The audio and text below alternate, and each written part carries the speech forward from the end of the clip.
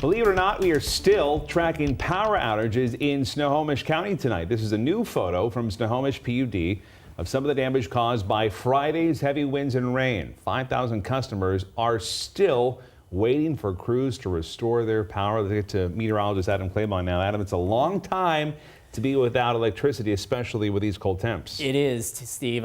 Pretty tough, especially with temperatures dropping below the freezing point in some spots. Now, Seattle, we dropped right at that freezing point for the first time since last April. Our high at 45, and those numbers generally about 10 degrees off of where we should normally be for this time of the year. Another dry day and a lot of sunshine and dry days to come as we head on through the rest of the work week, the weekend, and even to start off next work week. Now, that will mean more cold temperatures during the overnights.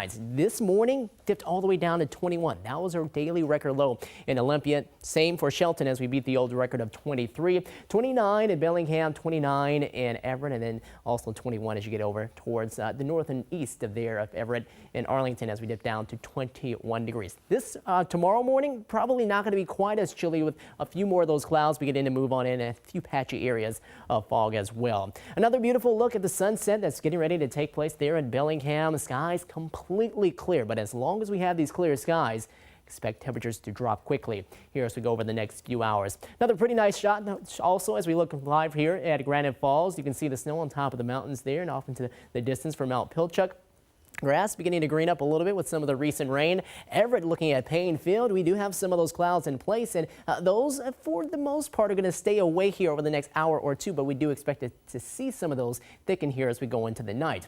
Current temperatures low 40s in Bremerton, 47 in Hoquiam. We're at 38 in Bellingham, 39 in Mount Vernon. But unlike yesterday, the winds today were not nearly as strong, meaning that those wind chills that were in the teens, more so in the low to mid 20s. Still not warm, but a little better than yesterday. 27 in Arlington right now, sitting at 34. Port Angeles, Bremerton, we're at 33.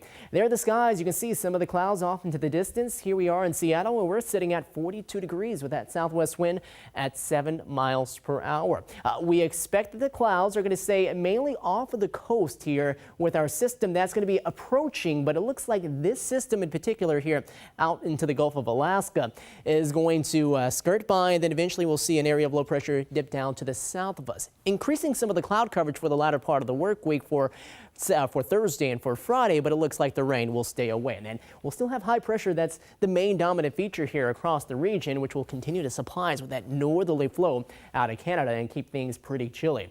So for tonight, expect to see some of those clouds trying to work their way in here into early tomorrow morning. You'll see a few more of them, especially down across South Sound and out along the coast.